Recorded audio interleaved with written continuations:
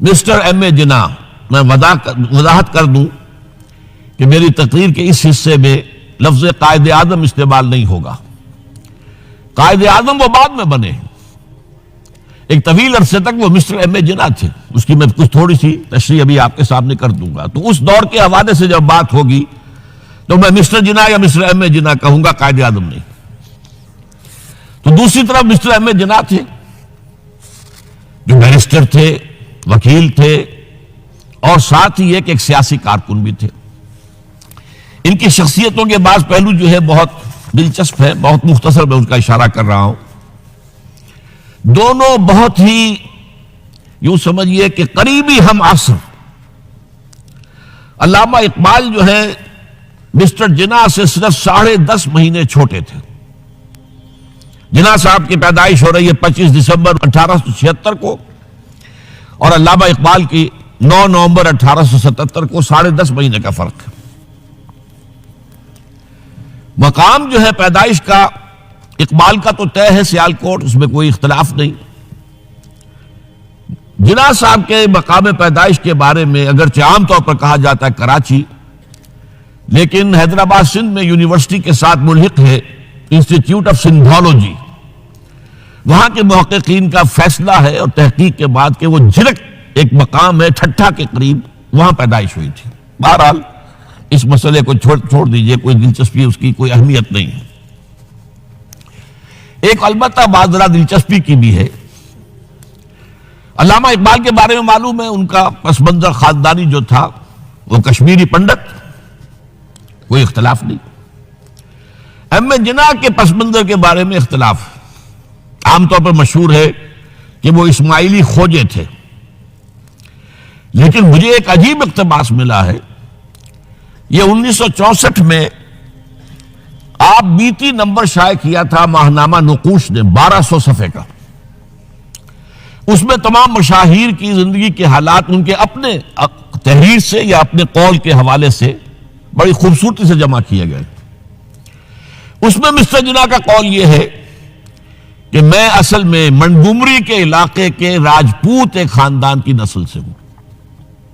اس میں ان کا قول سنا دیتا ہوں، میرے پاس اس کی یہ فوٹو سٹیٹ موجود ہے۔ میں پنجابی راجپوت ہوں، کئی پشتیں گزری، میرے ایک جد کاٹھیا واڑ چلے گئے تھے، وہاں انہوں نے ایک خواجہ لڑکی سے شادی کر لی تھی اور انہی کے خاندان میں مل گئے تھے۔ اس وقت سے ہم لوگ کھوجوں میں شمار ہونے لگے۔ میرے وہ جد جو کاٹھیا واڑ چلے گئے تھے ضلع منگومری کے رہنے والے تھے۔ اب اس کا حوالہ کیا ہے؟ یہ بات قائد اعظم کے منہ سے اس وقت نکلی جب نواب صاحب باغپت نے کہا کہ آپ کا خاندان تو تجارت پیشہ ہے، پھر آپ میں یہ گھن گرج کہاں سے آئی؟ تو اس کے جواب میں قائد اعظم نے فرمایا کہ میں اصل میں اسماعیلی کھوجا نہیں ہوں، بلکہ میری رگوں میں جو خون ہے وہ راجپوت کا ہے۔ اور اس کے راوی ہیں صغیر احمد عباسی، پرائیویٹ سیکریٹری نواب صاحب چھتاری۔ بہرحال یہ ایک دلچسپی کی بات تھی اور کوئی اہمیت اس کی خاص نہیں ہے۔ البتہ ایک اور بات جس کی اہمیت ہے، علامہ اقبال کے خاندانی اثرات میں مذہبی روح، مذہبی جذبہ جو ہے وہ بڑا گہرا تھا۔ ان کے والد شیخ نور محمد صوفی مزاج بزرگ تھے، نماز روزے کی پابندی والی معاملہ تو تھا ہی 100%، لیکن ان کا مزاج صوفیانہ تھا۔ والدہ بہت نیک۔ پھر ان کی ابتدائی تعلیم جو ہے جس ماحول میں ہوئی ہے، علامہ میر کاشمیری بہت بڑے عالم، بہت بڑے جو ہے مدرس، ان کا فیض حاصل ہوا ہے۔ تو یہ اقبال کی تربیت کے اندر، ابتدائی تربیت کے اندر مذہب کا حصہ کافی تھا۔ ایسی کوئی چیز محمد علی جناح کے معاملے میں ہمارے علم میں نہیں ہے۔ جناح پونجا ان کے والد تھے اور ایک عام درجے کے کاروباری تھے، چمڑے کا کاروبار کرتے تھے، لیکن اس میں شک نہیں کہ ذہانت، فطانت، محنت، مشقت میں محمد علی جناح بہت آگے تھا، بہت آگے تھا۔ اس نے 16 سال کی عمر میں میٹرک تو کیا، لیکن پھر ذرا غور کیجئے 20 سال کی عمر میں انگلستان سے بیرسٹری کر کے واپس آ گیا۔ 20 سال کی عمر میں، اور آتے ہی پریکٹس شروع کی کراچی میں۔ کراچی میں پریکٹس نہیں چل سکی، جمی نہیں، تو پھر چلے گئے بمبئی، اور بمبئی میں ان کی پریکٹس جو ہے وہ جم گئی۔ اب یہاں سے معاملہ جو آگے کا ہے وہ بہت اہم ہے۔ محمد علی جناح کا مزاج بنیادی طور پر سیکولر اور نیشنلسٹ تھا۔ چنانچہ 1906 میں جب مسلم لیگ قائم ہوئی ہے، وہ مسلم لیگ میں شامل نہیں ہوئے۔ ان کا کہنا یہ تھا کہ اس کا نصب العین بلند نہیں ہے، اس کا مقصد اعلیٰ نہیں ہے۔ یہ کیا؟ یہ صرف اپنی جداگانہ نمائندگی کے حصول پر اور انگریز کو اپنی وفاداری کا یقین دلانا، یہ کوئی اونچا نصب العین تو نہیں ہے۔ اس کی بجائے وہ کانگریس میں تھے، اور دادا بھائی نورو جی جو صدر تھا کانگریس کا، اس کے سیکریٹری تھے۔ اس کے بعد بھی 7 برس تک وہ مسلم لیگ میں شامل نہیں ہوئے۔ 1913 میں جب مسلم لیگ نے بھی خود اختیاری کے حصول کو اپنا نصب العین بنا دیا، تب مسلم لیگ میں شامل ہوئے، اور وہ بھی مولانا محمد علی جوہر کے بہت اصرار پر۔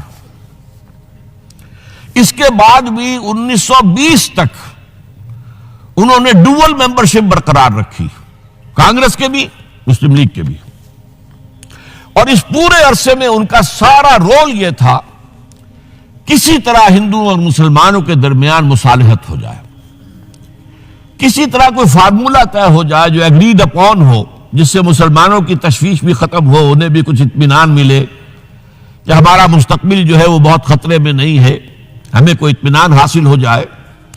اس کے لیے کوئی فارمولہ بنے، کسی طریقے کی محنت کی جائے۔ اس کے لیے جو سر توڑ کوشش انہوں نے کی ہے، اور جان لیجئے کہ ان کے ذہن کے اندر، جیسا کہ میں نے کہا ہے، وہ انداز جو ہے وہ سیکولر اور نیشنلزم کا بہت گہرا تھا۔ ان کو ان کی ان خدمات کے طفیل میں کہا گیا ایمبیسڈر ہندو مسلم اتحاد کا سفیر، اور یہ کہنے والا کون؟ گوکھلے۔ لیکن یہ کہ انہیں قدم قدم پر مایوسی کا سامنا کرنا پڑا۔ انہوں نے بڑی محنت کر کے، چونکہ 1920 تک ان کے پاس ڈوول ممبرشپ تھی، تو کوشش کی کہ کانگریس کا اور مسلم لیگ کا اجلاس ایک ہی مقام پر ہو، تاکہ لیڈروں کا آپس میں میل جول، گفتگو، وہاں پہ ان کے بھی سارے لیڈر آئے ہوئے ہوں، ادھر کے بھی آئے ہوئے ہوں، تو اس سے یہ کہ گفت و شنید سے کوئی راستہ نکل آئے۔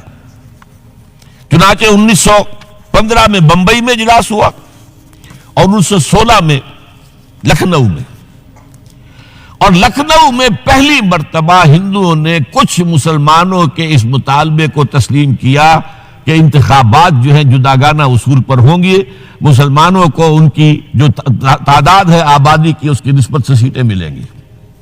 یہ جناح کی بہت بڑی کامیابی تھی۔ لیکن اس کے پس منظر میں نوٹ کیجئے ایک اور چیز تھی بڑی اہم۔ سن 1918-19 سے ایک عظیم تحریک ہندوستان میں شروع ہو چکی تھی، تحریک خلافت۔ کیونکہ خلافت عثمانیہ کو ختم کرنے کے لیے بڑی سازشیں چل رہی تھی، یہودی سرگرم تھے، اور برطانیہ کے ذریعے سے وہ چاہتے تھے کہ اس کو جو ہے وہ ختم کیا جائے، خلافت کو۔ اس وقت ہندو مسلمان ایک ہو گئے تھے۔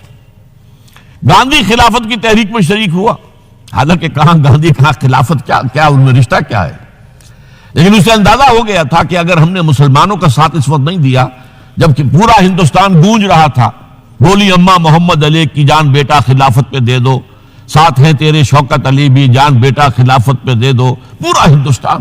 ایک عظیم تحریک تھی، اس میں کوئی شک نہیں، بہت بڑی تحریک۔ لہذا اس پس منظر میں اسی کا اثر میں سمجھتا ہوں یہ ہوا کہ لکھنؤ پیکٹ ہوا 1916 میں، اور قائد اعظم کو اس میں کچھ سہولت جو ہے وہ نظر آ گئی، اپنی کامیابی کی شکل نظر آئی۔ لیکن جیسے ہی تحریک خلافت ختم ہوئی، ختم تو اس لیے ہو گئی کہ مصطفیٰ کمال پاشا نے خود ختم کر دی خلافت۔ وہ تو جیسا کہ پھر علامہ اقبال نے بھی کہا تھا، چاک کر دی ترک نادا نے خلافت کی قبا،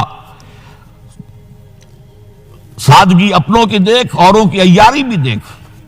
بہرحال خلافت ختم ہو گئی تو وہ سارا جوش خروش وہ سارا ختم ہو گیا۔